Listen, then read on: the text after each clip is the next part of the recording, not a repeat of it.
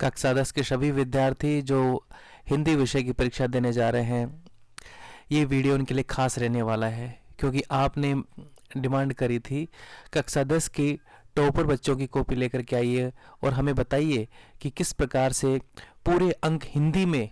लोग कहते हैं हिंदी के अंदर पूरे अंक नहीं आ सकते। हाँ, मैं आपको बताऊंगा कि हिंदी में पूरे अंक कैसे 80 में से 80 कैसे ला सकते हैं।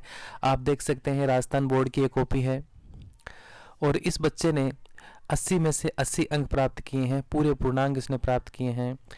ये हमारे वर्ष 2022 की जो है उत्तर पुस्तिका है। हमारा सामान्य का पाठ्यक्रम उसी समय भी वही पाठ्यक्रम था जो आज पाठ्यक्रम हमारे यहाँ पर लागू है। सबसे ज़्यादा सवाल जो विद्यार्थियों के मन में रहते हैं कि सर हैंडराइटिंग के नंबर कितने कटते हैं। आप देख सकते हैं एक विद्यार्थी की एक कॉपी है। आपके हिसाब से ये हैंडराइटिंग सुंदर नहीं होगी, लेकिन ये सुपाठ्य है और लिखने में सही है। और आप देखेंगे इस विद्यार्थी को नंबर कितने मिलने चाहिए आपके हिसाब से, कितने नंबर आए होंगे। मैं आपको बताता हूं कि इस विद्यार्थी को मिले हैं पूरे 80 में से 80 अंक। तो हैंडराइटिंग का मतलब कतई ये नहीं होता है कि आपकी बहुत ही प्रिंटर जैसी एक राइटिंग हो।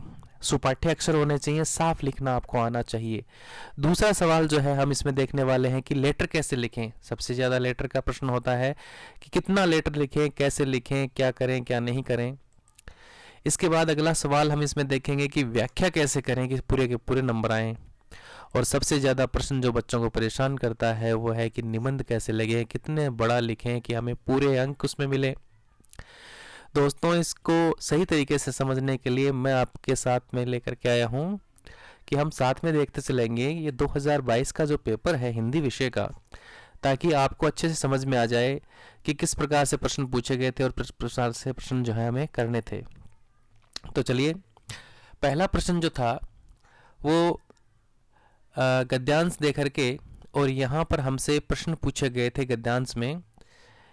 कुल जो है हम देख लेते हैं, यहाँ पर 5 ये प्रश्न हैं। इसके बाद पद्यांश हमें दिया गया है। पद्यांश के बाद 6, 7, 8, 9, 10, 11, 12, यहाँ पर कुल 12 जो है वो बहुविकल्पात्मक प्रश्न दिए गए हैं। तो विद्यार्थियों ने किस प्रकार से किए हैं हम यहाँ देख लेते हैं।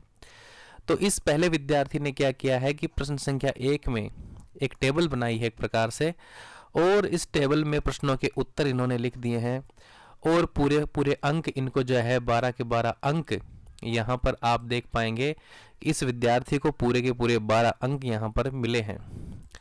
दूसरे विद्यार्थी की कॉपी जब हम देखें तो उन्होंने जो है वो ऑप्शन के साथ साथ अलग से उनका उत्तर लिख करके यहाँ पर स्पष्ट किया है, और इन्हें भी जो है पूरे अंक यहाँ पर 12 में से 12 अंक मिले हैं। तो अगर इन विद्यार्थियों की कॉपी की बात करें तो आप दोनों तरीके से ही इन प्रश्नों को कर सकते हैं और आपको अंक जो है वो हासिल हो सकते हैं इसके अंदर। फिर आगे प्रश्न देखते हैं हम, रिक्त स्थानों की पूर्ति कीजिए। अब कई बच्चे पूछते हैं कि सर हम क्या पूरा वाक्य वापस से लिखें या सिर्फ ये जो उत्तर बीच में पूछा गया है यही उत्तर हम लिखें। तो आइए दोनों मेरिट कॉपीज को देख करके ये बात कर लेते हैं, टॉपर्स की कॉपीज को। तो देखिए, इन्होंने सिर्फ प्रश्न संख्या 2 में जो रिक्त स्थान है उन्हीं रिक्त स्थानों को यहाँ पर लिखा है, ना कि पूरा वाक्य इस बच्चे ने लिखा है।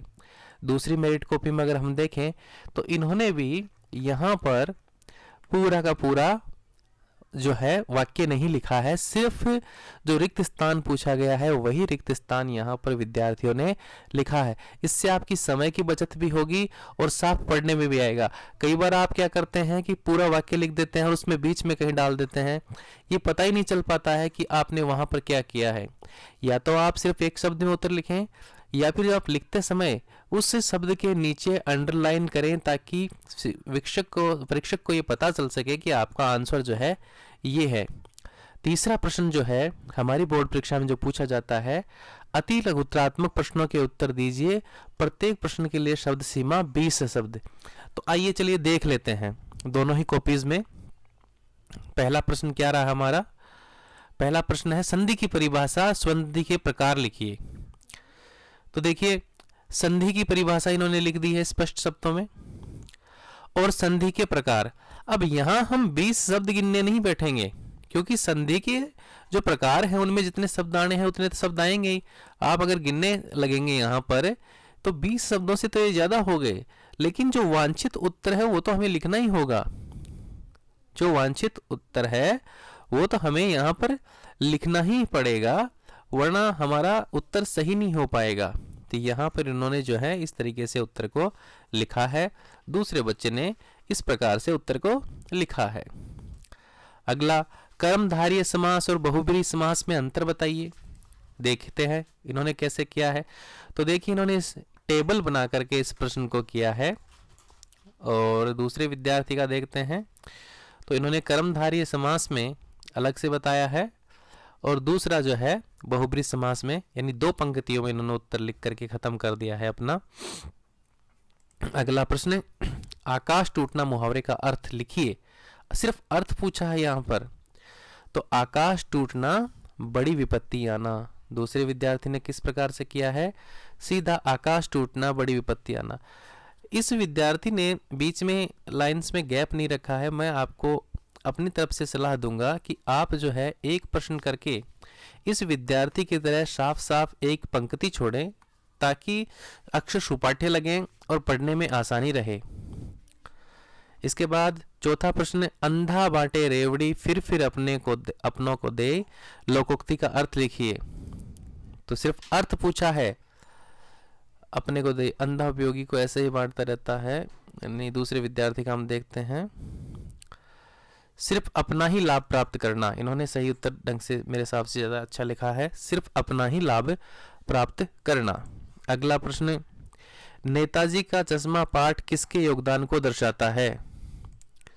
तो देखते हैं, देशभक्ति के योगदान को इन्होंने क्या लिखा है, सभी भारतीयों के त्याग बलिदान सहयोग को दर्शाता है। यानी कुल मिलाकर के बात वही है कि त्याग बलिदान के बारे में ये बातचीत यहाँ पर दिखाई गई है।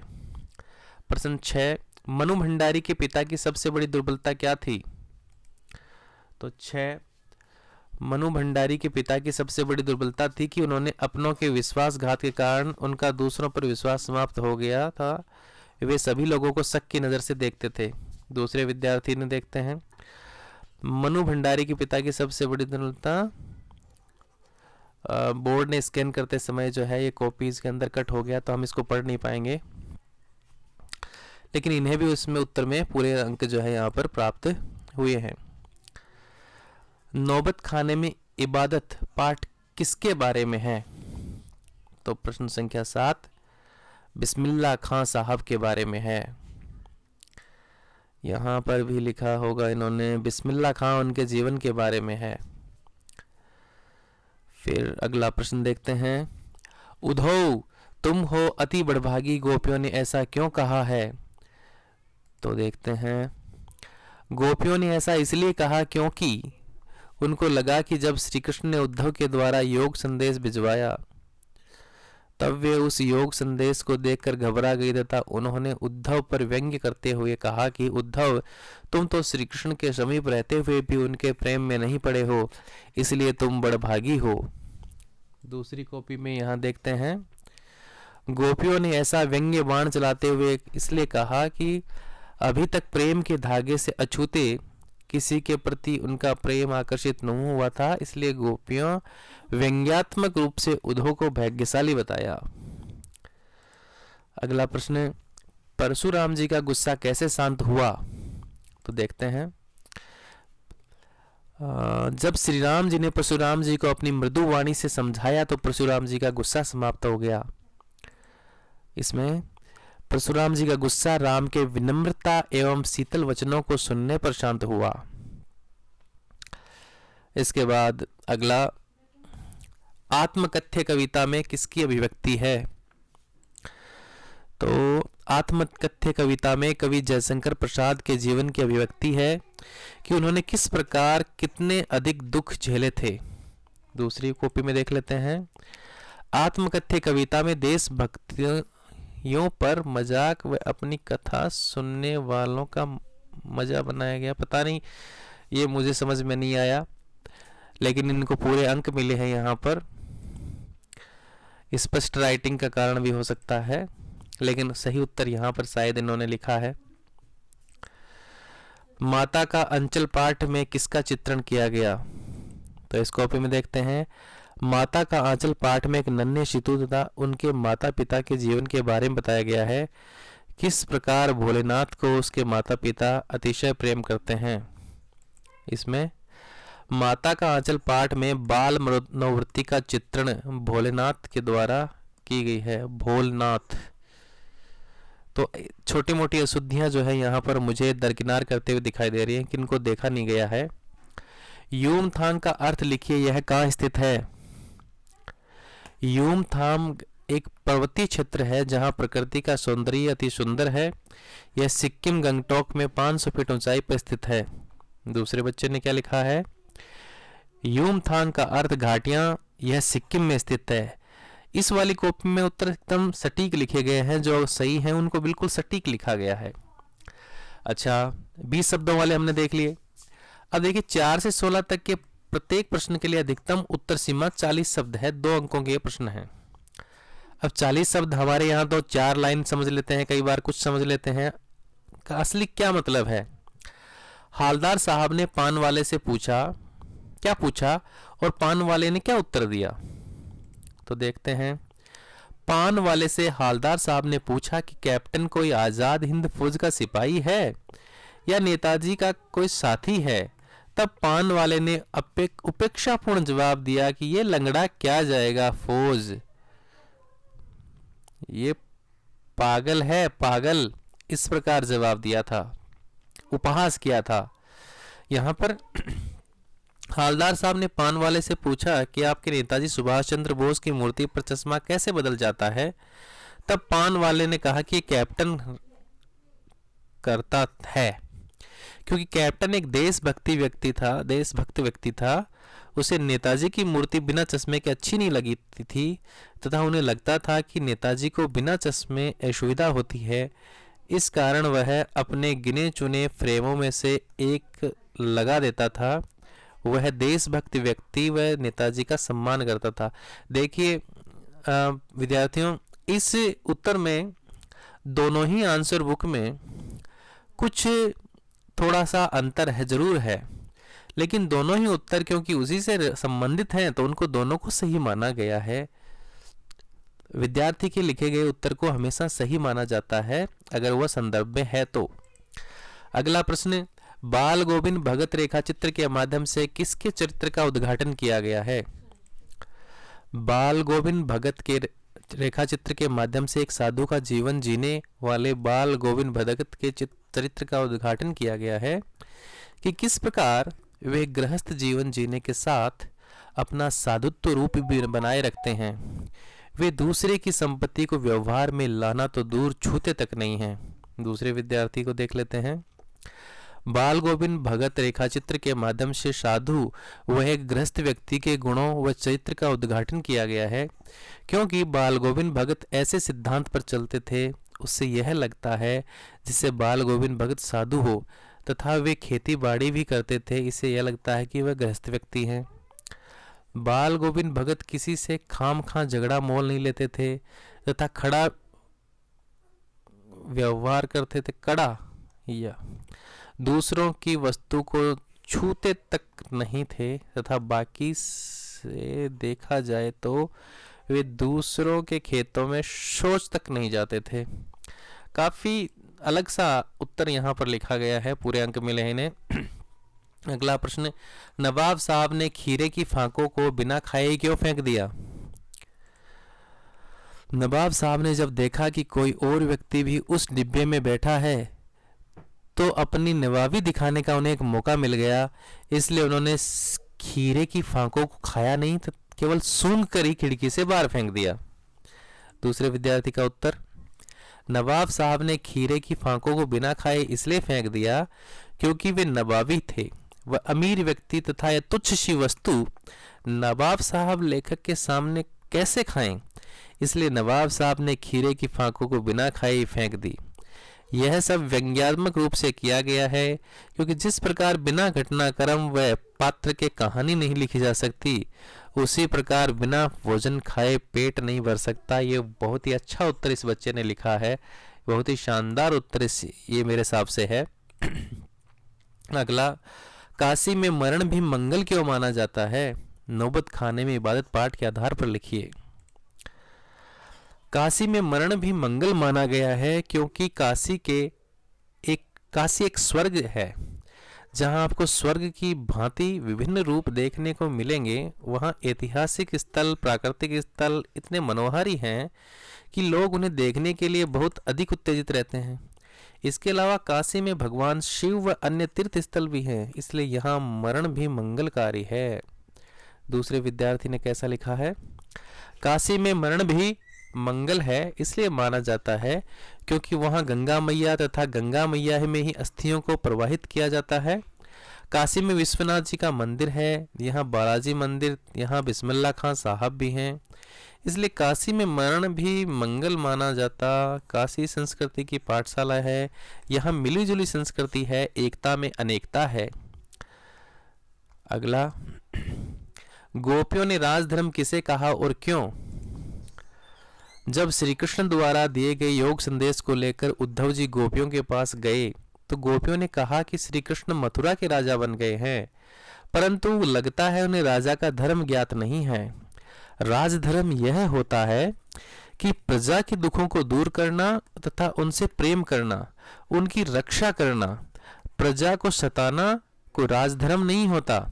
दूसरे टॉपर विद्यार्थी को भी देख लेते हैं। गोपियों ने राजधर्म उसे कहा जो अपनी प्रजा को नहीं सताता है तथा दूसरों के साथ अन्याय नहीं करता है तथा सभी के समान व्यवहार करता है। राजा अपनी प्रजा के दुख पीड़ा को अपनी दुख पीड़ा समझता है। यह गोपियों के द्वारा राजधर्म बताया गया। क्योंकि श्री कृष्ण ने राजा होते हुए भी अपनी प्रजा अर्थात गोपियों के साथ अन्याय किया है, क्योंकि उन्होंने मथुरा जाते वक्त कहा था कि वह वापस लौटकर गोपियों के पास जरूर आएगा, किंतु वे न आकर योग संदेश भेज दिया, इसलिए श्री कृष्ण मर्यादा में नहीं रह सके। अगला जो है प्रश्न संख्या 9, क्रिया को परिभाषित करते हुए कर्म के आधार पर क्रिया को उदाहरण सहित समझाओ। पहले क्रिया की परिभाषा लिखी है। जब किसी के द्वारा किसी कार्य को करना या होना पाया जाए उसे क्रिया कहते हैं। क्रिया के उदाहरण भागना, रोना, खाना। दूसरी कॉपी में देखते हैं। क्रिया, किसी काम का करना या होना पाया जाए उसे क्रिया कहते हैं। उदाहरण, राजा ने फूल तोड़ा, यह तोड़ना क्रिया है। कर्म के आधार पर क्रिया के भेद। अकर्मक क्रिया, सकर्मक क्रिया। अकर्मक क्रिया जिसमें क्रिया का प्रभाव कर्ता पर पड़े उसे अकर्मक क्रिया कहते हैं। पक्षी आकाश में उड़ रहे हैं। अकर्मक क्रिया के दो भेद होते हैं, पूर्ण अकर्मक, अपूर्ण अकर्मक। काफ़ी कुछ इन्होंने लिखा है, शायद इतने की आवश्यकता यहाँ पर नहीं थी। कर्म के आधार पर, अच्छा पूरा पूछा है, यहाँ पर पूछा गया है। सकर्मक क्रिया, क्रिया का प्रभाव कर्म पर पड़े तो उसे सकर्मक क्रिया कहते हैं। राम ने श्याम को पत्र लिखा। सकर्मक क्रिया के 3 भेद होते हैं, एक कर्म क्रिया, द्विकर्म क्रिया, अपूर्ण सकर्मक क्रिया। काफ़ी बड़ा उत्तर और अच्छा उत्तर इन्होंने लिखा है शायद। यहाँ पर सिर्फ क्रिया का उदाहरण दिया गया है और उसमें भी पूरे अंक दे दिए गए हैं। फिर देखते हैं अगला। तो यही उत्तर ज़्यादा सही रहेगा आपके लिए लिखना। प्रश्न संख्या 10, माँ ने कहा लड़की होना पर लड़की जैसी दिखाई मत देना, ऐसा कवि ने क्यों कहा? आशय स्पष्ट कीजिए। इससे कवि का आशय है कि अक्सर जब लड़कियों का विवाह होता है तो ससुराल में उसे कई कठिनाइयों का सामना करना पड़ता है तथा यदि ऐसे में लड़कियां डर जाती हैं या कमज़ोर पड़ जाती हैं तो उनकी इस कमज़ोरी का लाभ उठाया जाता है। इसलिए कवि ने ऐसा कहा कि लड़की होना पर लड़की की तरह दिखाई मत देना, अर्थात कमज़ोर मत पड़ना। यहाँ पर माँ ने कहा लड़की होना पर लड़की जैसी दिखाई मत देना का आशय है। माँ ने कहा कि तुम सज्जन साहसी तो होना पर कायर, कमज़ोर, डरपोक व अत्याचार सहन करने वाली मत होना, क्योंकि ये लोभी लोग दहेज के कारण लड़कियों का शोषण प्रताड़ित करते हैं तथा कभी कभी तो उन्हें मार देते हैं, इसलिए तुम यह सहन मत करना, उनका तुम डटकर मुकाबला करना। अगला देखते हैं। प्रश्न संख्या 11 है, उत्साह कविता के माध्यम से कवि ने क्या संदेश दिया है? उत्साह कविता के माध्यम से कवि ने यह संदेश दिया है कि हमें भी बादलों के समान तीव्र तथा दृढ़ रहना चाहिए। जिस प्रकार बादल वज्रपात करके तथा मूसलाधार वर्षा करके संपूर्ण धरातल को तपन से मुक्त दिलाते हैं, उसी प्रकार हमें भी अपनी मातृभूमि के लिए कुछ न कुछ अवश्य करना चाहिए। यहाँ पर उत्साह कविता के माध्यम से कवि ने संदेश दिया है कि उत्साह एक आह्वान गीत है। सूर्यकांत त्रिपाठी निराला जी यह कहना चाहते हैं, उत्साह से लोगों में क्रांति आती है तथा जोश आता है, जिससे वे शोषण प्रताड़ित नहीं होते हैं, उनका डटकर मुकाबला करते हैं। उत्साह से लोगों की क्रांति से लोग क्रांति करते हैं, जिससे उन्हें नए जीवन की प्राप्ति होती है तथा किसी से शोषण व प्रताड़ित सहन नहीं कर पाते। उत्साह कविता से कवि यह संदेश दे रहे हैं। तो इस प्रकार से देखा जाए तो थोड़ी बहुत व्याकरण से संबंधित शुद्धियाँ और अशुद्धियाँ और वाक्य से संबंधित अशुद्धियाँ हैं, लेकिन कक्षा 10 के छात्र से इनकी ज़्यादा उम्मीद नहीं की जाती है। प्रश्न संख्या 12 है, ग्रामीण अंचल में बच्चों के साथ खेल कैसे होते थे? बच्चों के खेल कैसे होते थे? माता का अंचल पाठ के आधार पर लिखना है। इस पाठ में बच्चों की जिस दुनिया के बारे में बताया गया वह आज से लगभग 20 वर्ष पुरानी है। इसमें बच्चों की एक अलग ही दुनिया का वर्णन किया गया है। जिस प्रकार वे बच्चे खेलते थे वह सामग्री आसानी से घरों में ही मिल जाती थी। वे घरौंदा बनाने, मिठाई की दुकान लगाने, बारात का खेल आदि खेलते थे। यहाँ देखते हैं 12 नंबर। ग्रामीण अंचल में बच्चों के खेल निम्न प्रकार से होते थे, जैसे मिठाई की दुकान लगाना, घरौंदे बनाना, बारात का जुलूस निकालना व खेती करना। क्योंकि बच्चे जैसा ग्रामीण लोगों को देखते हैं वैसे ही खेल खेलते हैं। ग्रामीण बच्चों के खेल ग्रामीण लोगों जैसा जीवन वर्तित करते हैं वैसे ही खेल खेलते हैं। वे मिठाई की दुकान लगाना, दोबारा से वही चीज़ वापस से रिपीट की है। ये हम आपको सलाह नहीं देंगे कि वापस से आप उन्हीं चीज़ों को बार बार लिखें। प्रश्न 13 है, जॉर्ज पंचम की नाक पाठ सत्ता से जुड़े लोगों की किस मानसिकता को दर्शाता है? तो यह पाठ सत्ता की दिमागी गुलामी तथा चाटुकारिता को दर्शाती है, क्योंकि सरकार उस जॉर्ज पंचम की नाक के लिए परेशान थी जिसने भारत पर इतने कहर ढाए थे, इतने जुल्म किए थे। उसके बावजूद भी सरकार उसी के लिए परेशान थी, क्योंकि यदि उसकी मूर्ति पर नाक न लगती तो रानी एलिजाबेथ को बुरा लग जाता। केवल इंग्लैंड से हमारे संबंध रखने के लिए सरकार इतनी चिंतित थी, जिससे सरकार की दिमागी गुलामी साफ साफ स्पष्ट होती है। यहाँ पर जॉर्ज पंचम की नाक पाठ सत्ता से जुड़े लोगों की औपनिवेशिक काल की, ये अच्छा उत्तर लिखा है। भाषा इसकी कॉपी की मुझे ज़्यादा जो है वो अच्छी लगी। औपनिवेशिक काल की शब्दों का चयन यहाँ पर अच्छा है। औपनिवेशिक काल की तथा गुलामी की मानसिकता को दर्शाता है, क्योंकि ये जॉर्ज पंचम की नाक के कारण अपने देश के सम्मान व इज्जत को दांव पर लगा दिया। इस पाठ में सत्ता से जुड़े लोगों की गुलामी की मानसिकता वाले लोग, ये औपनिवेशिक काल के लोग, अपनी इज्जत को भी दांव पर लगा दिया। जॉर्ज पंचम की नाक, यहाँ तक काफ़ी अच्छा लिखा था, इसके बाद थोड़ा सा हल्का रह गया। 14, तीस्ता नदी कहाँ बहती है? इसकी विशेषताएं बताइए। तो देखते हैं। तीस्ता नदी सिक्किम में बहती है। इसकी मुख्य विशेषताएं हैं कि यह नदी हिमालय से एक छोर से निकलती है। यह सिक्किम के लोगों को उनकी अर्थव्यवस्था चलाने के लिए जल की आवश्यकता को पूरा करती है।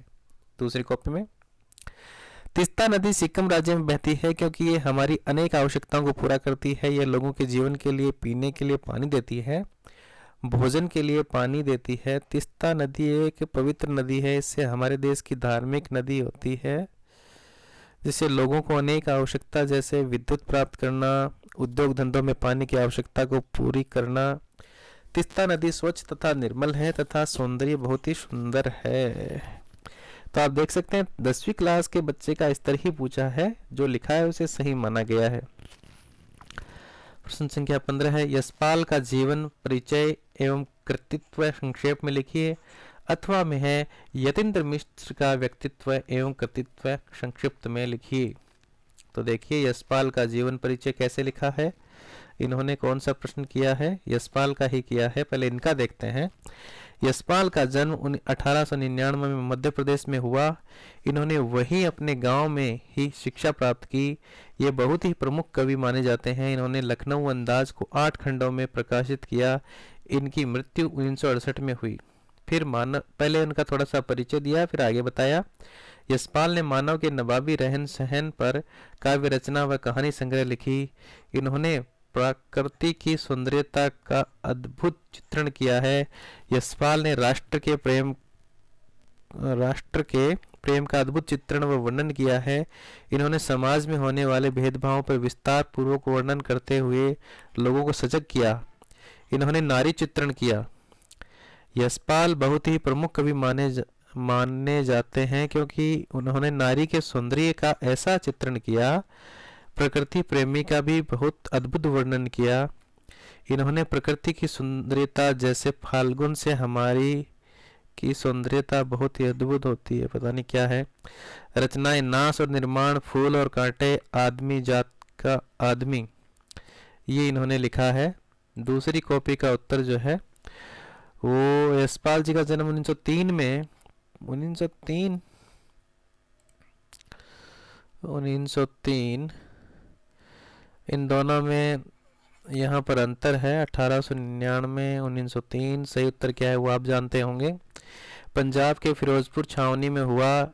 इन्होंने अपनी प्रारंभिक शिक्षा कांगड़ा में पूर्ण की तथा लाहौर नेशनल कॉलेज से बीए प्राप्त की। वहाँ उनका परिचय भगत सिंह व सुखदेव से हुआ। क्रांतिकारी धारा से जुड़ाव के कारण वे कई बार जेल भी गए, परंतु उन्होंने कड़ी मेहनत की तथा एक सफल लेखक बने। उनका देहांत 1976 में हुआ। इनकी प्रमुख काव्य कृतियां हैं ज्ञानदीप, तर्क का तूफान, पिंजरे की उड़ान आदि। इनके प्रमुख उपन्यास हैं अमिता, दिव्या, दादा कामरेड तथा पार्टी का मरेड। ये महान लेखक थे। अब कौन सा उत्तर सही है वो आप इसका फैसला करेंगे, मुझे इसके बारे में ज्ञान नहीं है। सूर्यकांत त्रिपाठी निराला का व्यक्तित्व एवं कृतित्व लिखना है, अथवा में है तुलसीदास के व्यक्तित्व एवं कृतित्व को संक्षेप में लिखना है। तो तुलसीदास का है। तुलसीदास का जन्म सन 1532 में उत्तर प्रदेश के बांदा जिले के राजापुर गांव में हुआ। इनकी माता का नाम हुलसी तथा पिता का नाम महात्मा राम दुबे। इनके जीवन के प्रारंभिक वर्षों में इनके माता पिता का देहांत हो गया। एक महर्षि के साथ इनका जीवन बीता था। इनके गुरु का नाम नरहरि तथा बाद में जब इनका विवाह हुआ तो इनकी पत्नी रत्नावती ने इन्हें कई उपदेश दिए, जिससे प्रभु भक्ति की ओर उन्मुख हुए। इनके प्रमुख काव्य संग्रह हैं। इन्होंने रामचरितमानस के अलावा भी कई प्रकार के ग्रंथों की रचना की थी, जिसमें गीतावली, दोहावली, विनय पत्रिका, कृष्ण गीतावली प्रमुख है। इनका देहांत सन 1623 में हुआ। इस कॉपी में कैसा लिखा है? तुलसीदास का ही लिखा है। तुलसीदास का जन्म 1532 में हुआ। इनके पिता का नाम आत्माराम दुबे तथा माता का नाम हुलसी था। ये जन्म लेते ही 5-7 जितने बड़े बड़े दांत थे। यह देखकर उनके पिता माता ने पालन पोषण के लिए अपनी दासी मुनिया को दे दिया। इनकी पत्नी रत्नावती व गुरु नरी हरिदास थे। इनके गुरु व पत्नी के कहे मार्ग पर जाने पर इन्होंने रामचरितमानस का वर्णन किया और राम भक्ति में लीन हो गए। इनकी मृत्यु 1623 में काशी में हुई। तुलसीदास ने बचपन से ही संघर्षों का सामना करना पड़ा। इन्होंने रामचरितमानस लिखा तथा राम भक्ति में लीन हो गए। इन्होंने प्रकृति के सौंदर्य का अद्भुत वर्णन किया है तथा प्रकृति प्रेमी के चित्रण किया है। इन्होंने समाज में रहने वाले सज्जन लोगों का वर्णन किया है। तुलसीदास जी अवधी व ब्रज भाषा पर बराबर का अधिकार था। इन्होंने अवधी भाषा में रामचरितमानस व विनय पत्रिका को ब्रज भाषा में लिखा है।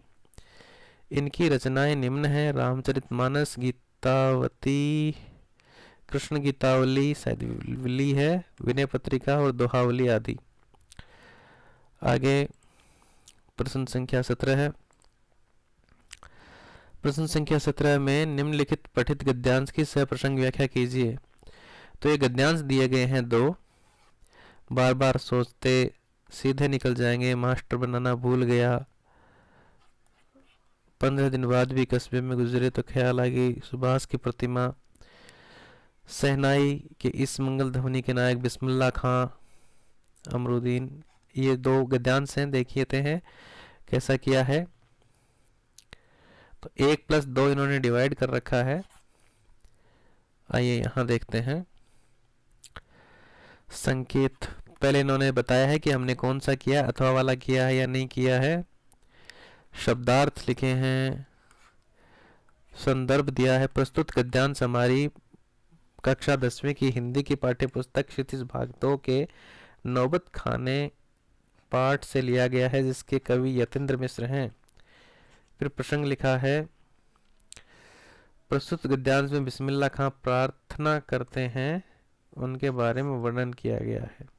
कि व्याख्या, शहनाई के इसी मंगल ध्वनि के नायक बिस्मिल्लाह खां साहब 80 वर्ष तक सुर मांगते रहे तथा सच्चे सुर की मांग करते थे। वे नमाज के बाद सजदे में गिड़गिड़ाते थे, मेरे मालिक एक सुर बख्श दे, सुर में वह ताशीर पैदा कर दे कि आंखों से सच्चे मोती की तरह अनगढ़ आंसू निकल जाएं, उन पर मेहरबान होगा और अपनी झोली से सुर का फल निकालकर उनकी ओर उछालेगा, फिर कहेगा, ले जा अमीरुद्दीन, इसको खा ले और कर ले अपनी मुराद पूरी।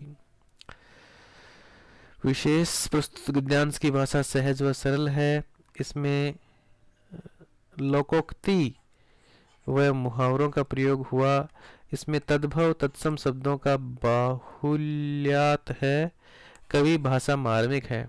दूसरे बच्चे ने कैसा किया है, सीधा प्रसंग लिख दिया कि हमारी पाठ्य पुस्तक के पाठ नौबत खाने से इबादत से लिया गया है। इसमें कवि द्वारा कबीले के लोगों पर व्यंग्य किया गया है तथा वे देश की स्थिति को देखकर दुखी होते हैं। व्याख्या, कवि कहते हैं कि जब ये समाज उन वीरों जिन्होंने देश के लिए अपनी संपूर्ण जिंदगी दांव पर लगा दी, तो यहाँ पर ये ज़्यादा स्पष्ट दिखाई देता है व्याख्या में। वे महान पूर्वज जिन्होंने हमें आज़ादी दिलाने के लिए इतने यत्न सहे, आज ये समाज उन्हीं कुर्बानी, उन्हीं लोगों पर हंस रहा है। इससे अधिक दुख की बात भला क्या हो सकती है। और 15 दिन बाद जब कवि फिर से उस रास्ते से गुजर रहे थे तो उन्हें लगा कि अब तो नेताजी की मूर्ति पर कोई चश्मा नहीं होगा, क्योंकि मूर्तिकार चश्मा बनाना भूल गया तथा कैप्टन अब मर चुका है, इसलिए अब मूर्ति चश्मा विहीन ही रहेगी। इसलिए वे कहते हैं कि अब यहाँ नहीं रुकेंगे और पान भी नहीं खाएंगे तथा मूर्ति की को भी नहीं देखेंगे, क्योंकि उसमें चश्मे के बिना मूर्ति देखने का क्या फायदा। तो यहाँ पर व्याख्या है काफ़ी अच्छी लिखी है। इसके बाद हमारे पद्यांश दिया गया है, हमारे हरी हारिल की लकड़ी, और अथवा में दिया है, लड़की अभी श्यानी नहीं थी। तो देखते हैं प्रसंग। यह पद्यांश कवि सूरदास द्वारा रचित है। उसमें कवि गोपियों के प्रेम तथा दुख को प्रकट करते हैं। व्याख्या, कवि कहते हैं कि गोपियां योग संदेश देखकर कहती हैं कि हमारे लिए तो कृष्ण हारिल की लकड़ी के समान है, अर्थात जिस प्रकार हारिल पक्षी लकड़ी को दृढ़ता पूर्वक पकड़े रखता है, उसी प्रकार हमारे लिए भी श्री कृष्ण लकड़ी के समान है। अतः हम उन्हें कभी नहीं भूल सकते। हम तो जागते सोते हमेशा उन्हीं के सपने देखते हैं तथा कहना कहना चिल्लाते हैं, परंतु अब उनका यह योग संदेश देखकर ऐसा लग रहा है जैसे हमने कोई कड़वी ककड़ी खा ली हो। उद्धव, आप तो हमारे लिए योग संदेश रूपी बीमारी लेकर के आए हो, जिसके बारे में तो हमने ना कभी सुना था ना कभी देखा था, परंतु आप यह योग संदेश उन्हीं को दीजिए जिनके मन चक्री हो, अर्थात जिनके मन में भटकन हो। हमारे मन तो पहले से स्थिर हैं, अर्थात कृष्ण पर टिके हुए हैं। विशेष, इसमें गोपियों ने स्वयं को हारिल पक्षी के समान तथा श्री कृष्ण को लकड़ी के समान बताया है। 2. संस्कृत निष्ठ खड़ी बोली का उपयोग किया गया है। 3. रूपक, उत्प्रेक्षा तथा उपमा अलंकार का उपयोग हुआ है। दूसरी कॉपी में देखते हैं संकेत, शब्दार्थ, संदर्भ 10वीं की पाठ्य पुस्तक क्षितिज भाग 2 के उधो तुम हो अति बड़भागी पद से लिया गया है, जिसके कवि सूरदास हैं। इसमें इन्होंने संदर्भ से ही लिखा है। प्रसंग, प्रस्तुत पद्यांश में गोपियों व उद्धव के संवाद में गोपियों के एकनिष्ठ प्रेम का वर्णन किया है। ये काफी अच्छा है। व्याख्या, प्रस्तुत पद्यांश में गोपियां कहती हैं कि हम हारिल पक्षी की तरह श्री कृष्ण को हमेशा के लिए पकड़े रखा है तथा हम मन कृम वचन से नंद नंद ऐसा कहकर पुकारते हैं तथा हम सोते जागते दिन रात हमेशा कहना कहना रट रहते हैं। ऐसी तुम्हारा यह योग संदेश कड़वी ककड़ी के समान है जो ना हमें सुनी है, ना देखी है, ना ही महसूस की है। इसलिए यह योग संदेश तुम उसे दो जिसका मन एक चक्री तथा चंचल हो। विशेष प्रस्तुत पद्यांश की भाषा ब्रज है। प्रस्तुत पद्यांश में छंद पद है। प्रस्तुत पद्यांश अलंकारों का अद्भुत समावेश है। प्रस्तुत पद्यांश में मार्मिक भाषा है। इसमें सहज व सरल भाषा है। ये इन्होंने यहाँ पर लिखा है। अगला प्रश्न, प्रश्न संख्या 19। एक कहानी यह भी पाठ मनु भंडारी के साधारण लड़की के असाधारण बनने के प्रारंभिक पड़ावों को प्रकट किया है, स्पष्ट कीजिए। अथवा में दिया है, लेकिन भगत का निर्णय अटल था, तू जा, नहीं तो मैं ही इस घर को छोड़कर चल दूंगा, ऐसा बाल गोविंद भगत ने क्यों कहा। तो देखते हैं, आइए देखते हैं इस प्रश्न का कैसा उत्तर लिखा है। बाल गोविंद भगत ने ऐसा इसलिए कहा था क्योंकि अपने पुत्र की मृत्यु के बाद वे समझ गए कि उनकी पुत्र वधू उनका शेष जीवन किस प्रकार गुजारेगी। इसलिए उन्होंने उसके भाई को बुलवा लिया तथा कहा कि तुम अपनी बहन को ले जाओ तथा उनका पुनः विवाह करवा दो। परंतु भगत की पुत्रवधू जाने के लिए तैयार नहीं थी, क्योंकि वह जानती थी कि भगत जी अब बुजुर्ग हो चुके हैं, वे अपना ध्यान स्वयं नहीं रख सकते। इसलिए वह उनकी सेवा करना चाहती थी। परंतु भगत जी का निर्णय भी अटल था। वे नहीं मान रहे थे कि उन्होंने कहा कि वह चली जाए, नहीं तो यहाँ से चला जाएगा, जिससे मजबूरन उसे वहाँ से जाना पड़ा। यहाँ देखते हैं, लेकिन भगत का निर्णय अटल था, तू जा, नहीं तो मैं ही इस घर को छोड़ के चला जाऊंगा। ऐसी बात गोविंद भगत ने इसलिए की क्योंकि वे रूढ़िवादी प्रथाओं के विरुद्ध थे। वे इन रूढ़िवादी प्रथाओं को समाप्त करना चाहते थे। इसलिए उन्होंने अपनी पतोहू के हाथों से अपने पुत्र का आग दिलवाई तथा अपनी पतोहू को अपने भाइयों के साथ भेज दिया। उसका दूसरा विवाह करना चाहता था। बाल गोविंद भगत इन रूढ़िवादी प्रथाओं के विरुद्ध होने के कारण ऐसा किया, क्योंकि रूढ़िवादी प्रथाएं गलत था। इसमें लोगों व खास तौर से स्त्रियों में भेदभाव होता था। देखिए, भाषा में कई बार गलतियां हैं, लेकिन उसको नजरअंदाज यहाँ पर किया गया है दोनों ही कॉपीज में। यह दंत रहित मुस्कान कविता में कवि ने क्या संदेश दिया है, 60 शब्दों में लिखिए। अथवा में प्रश्न है, छाया मत छूना कविता के माध्यम से कवि किस सत्य को स्पष्ट किया है। छाया मत छूना कविता के माध्यम से कवि ने यह स्पष्ट किया है कि हमें कभी भी अपने जीवन की स्मृतियों को याद नहीं रखना चाहिए, क्योंकि उन्हें याद करने से वह पल हमारी आंखों के सामने जीवित हो उठता है। इसलिए हमें कभी भी, चाहे मधुर स्मृतियां हो या दुख भरी, उन्हें कभी याद नहीं करना चाहिए। अपने जीवन में भविष्य के बारे में सोचकर अपने भविष्य को सुधारने के लिए कड़ी मेहनत करनी चाहिए। दूसरी कॉपी में देखते हैं, यह दंत रहित मुस्कान कविता से नागार्जुन यह संदेश दे रहे हैं, इन्होंने कवि का नाम भी मेंशन किया है, कि दंत रहित मुस्कान बड़ी हो, मनिहारी हो, वह सुंदर है। इसे देख बड़े से बड़े कठोर हृदय वाले लोगों का हृदय भी पिघल जाता है। बबूल व केर के समान पेड़ भी सैफली के पुष्प के समान हो जाते हैं। लेखक को ऐसा लगता है जैसे तालाब को छोड़कर मेरी झोपड़ी में कमल का पुष्प खिल गया है तथा अपने पिता से अनजान थे तथा अतिथि की तरह मिल रहा था, क्योंकि उसे अपनी माता से ही मधु परख लिया था। यह दंत रहित मुस्कान बड़ी सुंदर व बड़ी मनोहारी है। तो यहाँ पर दंत रहित मुस्कान का एक कॉपी में लिखा गया है, दूसरी कॉपी में छाया मत छूना का लिखा गया है। अब सबसे बड़ा सवाल विद्यार्थियों आपके सामने यही रहता है कि कितना लिखें, कैसा लिखें, कितने में 4 अंक आएंगे। तो जीवन में खेलों का महत्व है। सबसे बड़ी बात तो यहाँ पर आपको टुकड़े करके दिए गए थे उस पेपर में। इस वर्ष के आप मॉडल पेपर में देख लें कि आपको किस प्रकार का निबंध मिलने वाला है।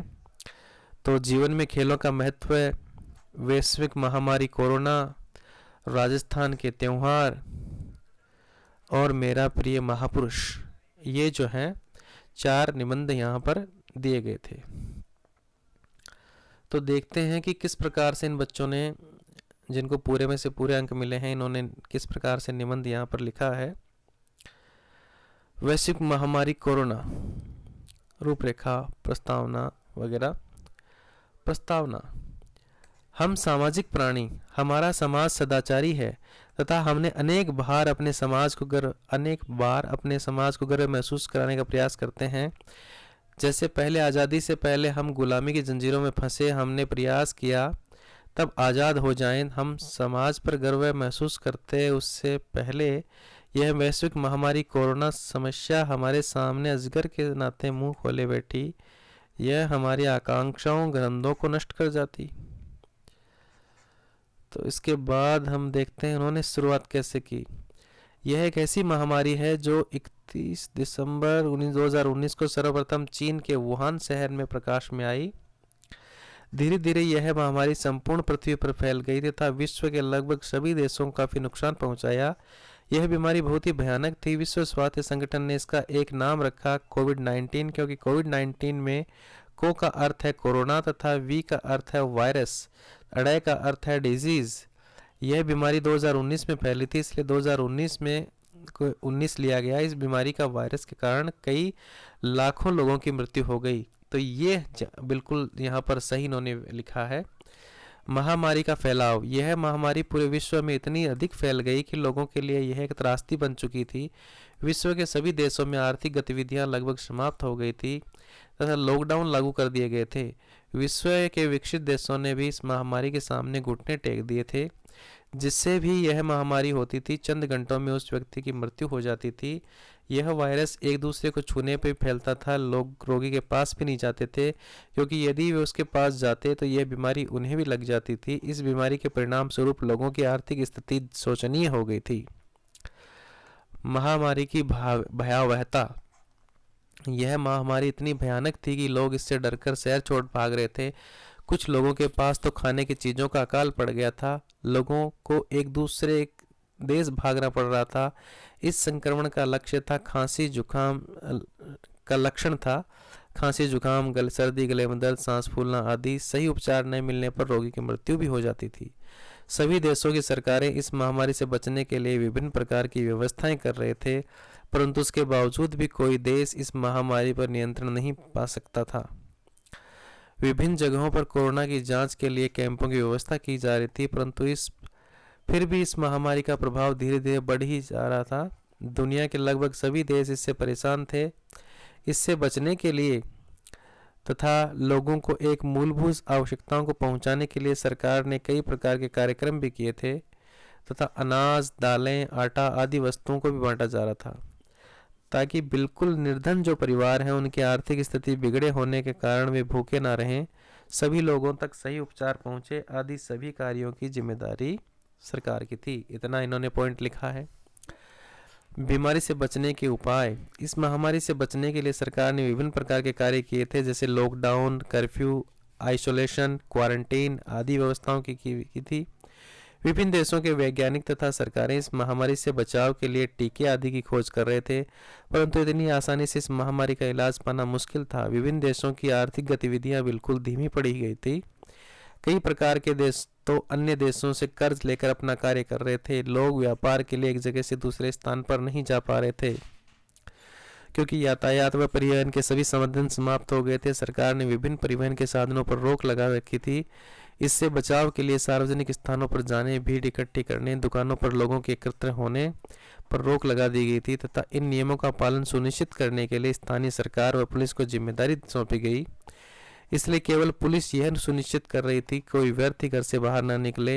यदि आवश्यक कार्य कारण निकले तो मास्क पहनकर निकले, 2 गज की दूरी अवश्य बना कर के रखे। इस प्रकार सरकार ने विभिन्न कार्य किए ताकि यह हमारी महामारी से बचाव करें, सुरक्षा प्रदान हो सके, महामारी से बचाव कर सके। टीका या उपचार नहीं आए तब तक। और अंतिम उपसंहार इन्होंने लिखा है, इस प्रकार यह त्रासदी विश्व के लगभग प्रत्येक स्थान पर पहुंची थी। सभी देश इस बचाव के लिए तरीके अपना रहे थे। 21वीं सदी की यह महामारी इतिहास के पन्नों में हमेशा दर्ज रहेगी। आने वाली पीढ़ियां इसको बचाव मिल सकेंगी। तो हम देख लेते हैं कुल कितना इन्होंने लिखा है। तो देखिए, लगभग 8 नंबर पेज के शुरुआत से इन्होंने लिखना शुरू कर दिया था। 8 नंबर पेज पूरा लिखा है। फिर पेज नंबर 9 पर इन्होंने पूरा लिखा है। और 10 नंबर पेज के लगभग इस तरीके से यहाँ तक ये पहुँचे हैं।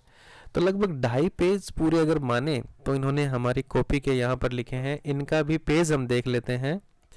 तो ये पेज नंबर इन्होंने 15 से शुरू किया है, फिर 16 है, पेज नंबर 17 तक यहाँ पर ये जो है हम देख सकते हैं कि पेज नंबर 17 तक ये दिया गया है। अगला क्वेश्चन, प्रश्न संख्या 22। आप राजकीय उच्च माध्यमिक विद्यालय अर्णव नगर के सुरेश हैं। आपके विद्यालय के पुस्तकालय में बाल उपयोगी पुस्तक मंगवाने हेतु प्रधानाचार्य को एक प्रार्थना पत्र लिखिए। तो इसकी शब्द सीमा 300 है। स्वयं को हिम्मतनगर का नरेंद्र मानते हुए अपने छोटे भाई देवेश को स्वास्थ्य सुधारे तो एक पत्र लिखिए। देखते हैं कि इन उत्तर पुस्तिकाओं में किस प्रकार का कार्य किया गया है। तो प्रश्न संख्या हमारा है 22, देख लेते हैं। तो यहाँ 22 नंबर प्रश्न में अगर हम पत्र के बारे में देखें तो प्रश्न में दोनों ही कॉपीज में जो है वो पत्र लिखा गया है। अब देखिए, फॉर्मेट हमें सही लिखना चाहिए। अब मुझे इस बारे में, हिंदी के बारे में आपको नहीं बता पाऊंगा कि पत्र की शुरुआत इन्होंने बाईं तरफ से की है, इन्होंने दाईं तरफ से की है। प्रिय अनुज, मैं कुशल हूँ, आशा करता हूँ कि तुम भी कुशल होगे। तुम्हारी बहुत याद आने लगी है। डाकिए को देखता हूँ तो तुम्हारा नहीं सुनता, मुझे दुखी होता। लंबे के बाद मुझे डाकिए से तुम्हारा लंबे अंतराल पत्र प्राप्त हुआ। खुशी के मारे पत्र को पढ़ा तो पाया कि आपका स्वास्थ्य खराब है, इसलिए तुम चिकित्सालय जाकर चिकित्सक से मिलकर अपने स्वास्थ्य की जांच करवा लो, क्योंकि अब बहुत सारी बीमारियां फैल रही हैं। इसलिए मेरा परामर्श कि तुम अभी जाकर पहले अपने स्वास्थ्य को जांच करवा लो। अब गर्मियों का समय चालू हो गया, इसलिए अनेक प्रकार की बीमारियां न्योता दे रही हैं। इसलिए समय समय पर पानी पीते रहा करें, क्योंकि इस समय शरीर में पानी की कमी हो जाती है। इसलिए समय समय पर पानी पीता रहा करा। यहाँ सब कुशल है तथा गोलू मोलू भी स्वस्थ हैं। शेष कुशल, आपका भाई नरेंद्र। ये पत्र लिखा है, इसमें सुधार की गुंजाइश आप देख सकते हो। मैं आशा करता हूँ कि तुम वहाँ पर कुशल होगे। यहाँ पर भी सब कुछ ठीक है। वर्तमान बीमारियाँ बहुत बढ़ती जा रही हैं, तुम्हें अपना ध्यान रखना चाहिए। यदि ऐसा लगे तुम रोग से ग्रस्त हो तो तुरंत अपनी जांच करवाना तथा उचित उपचार लेना। सभी लोगों से थोड़ी दूरी बनाए रखना। जब कभी बाहर जाओ तो मास्क अवश्य लगाए रखना। यह सब यही सलाह देते हैं, हम सब यही सलाह देते हैं। तुम वहाँ पर अकेले हो, इसलिए अपना विशिष्ट ध्यान रखना। अपने आसपास हमेशा सफाई रखना। स्वच्छता रखने से स्वास्थ्य पर अनुकूल प्रभाव पड़ता है, अतः अपना ध्यान रखना तथा हमेशा प्रसन्न रहना। अपना ध्यान रखना। मैं तुम्हारे पत्र का इंतजार करूंगा। तुम्हारा प्रिय भाई नरेंद्र। आपने देखा कि कई बार प्रश्न जो है इस कॉपी के अंदर जो है वो बेस्ट लिखे हुए हैं, कई बार जो है इस कॉपी में बेस्ट लिखे हुए हैं। ऊपर से देखने से आपको लग सकता है कि ये राइटिंग जो है वो अच्छी नहीं है, ये राइटिंग थोड़ी साफ है, लेकिन राइटिंग का मतलब है सुपाठ्य अक्षर जिनको हम पढ़ सकें। अगर लास्ट प्रश्न देख लेते हैं। अंतिम प्रश्न है, राजकीय उच्च माध्यमिक विद्यालय नमनपुर के चित्रकला छात्रों द्वारा बनाए गए चित्रों की बिक्री हेतु एक विज्ञापन लिखिए। 20, 25 से 50 शब्दों में। अथवा में प्रश्न है, नव सृजन संस्था द्वारा बनाई गई मूर्तियों की बिक्री हेतु एक विज्ञापन लिखिए। तो आइए देख लेते हैं। ये जो है यहाँ पर विज्ञापन इस प्रकार का लिखा है। विज्ञापन लेखन, सुंदर सुंदर चित्र। आइए आइए, चित्रकला छात्रों द्वारा निर्मित चित्र ले जाइए। संपर्क करें, जल्द आइए, कम दाम, मोबाइल नंबर। इसके बाद इस उत्तर पुस्तिका में यहाँ पर अच्छा इन्होंने लिखा है शायद, खुल गया नव सृजन संस्था। आप एक बार खरीदें, मूर्तियों को बार बार खरीदने का मन करेगा। मूर्तियों वाला इन्होंने लिखा है। यहाँ सभी प्रकार की मूर्तियाँ मिलती हैं, आपको जो भी पसंद हो खरीदें। मूर्तियाँ खरीदने पर 10% की छूट। एक बार खरीदोगे तो बार बार मन करने। अच्छी गुणवत्ता वाला तथा एकदम सस्ता। स्थान राजस्थान। संपर्क ई संपर्क। तो कुल मिलाकर के दोस्तों हमने ये 2022 की 2 उत्तर पुस्तिकाएं जो हैं यहाँ विद्यार्थियों की देखी हैं। इन दोनों ही उत्तर पुस्तिकाओं में विद्यार्थियों ने कुल 80 अंक प्राप्त किए हैं। लेकिन कई बार किसी उत्तर को हमने देखा कि इस उत्तर पुस्तिका में बेस्ट है, कई बार दूसरी वाली उत्तर पुस्तिका में बेस्ट है। तो अंत में हमारी सलाह मेन प्रश्नों के लिए ही रहेगी कि आप प्रश्न करते समय प्रश्नों के बीच में पंक्तियां छोड़ें ताकि स्पष्ट आपको दिखाई दे सके। आप निबंध आपको बताए गए अनुसार यहाँ पर लिखें। लेटर का भी आप ध्यान रखें। हिंदी विषय भाषा होने की वजह से अशुद्धियों पर आप ध्यान रखें कि अशुद्धियाँ नहीं होनी चाहिए, शुद्धता का ध्यान रखें। लेटर के फॉर्मेट का आप अच्छी तरीके से ध्यान देवें। ये ज़रूरी नहीं है कि इन कॉपियों में जिन त्रुटियों को नज़रअंदाज किया गया है वो आपकी कॉपी इस बार भी 2024 में भी आपको नज़रअंदाज कर दिया जाए। इसलिए विशेष ध्यान फॉर्मेट का और शुद्धता का ज़रूर रखें। कक्षा 10 के प्यारे विद्यार्थियों, ये थी कक्षा 10 मेरिट की कॉपी। अब मैं आपसे रिक्वेस्ट ये करूँगा कि इन कक्षा हिंदी के महत्वपूर्ण प्रश्नों को प्राप्त करने के लिए आप चैनल को सब्सक्राइब कर लें और बेल आइकन को जो है वो प्रेस कर दें।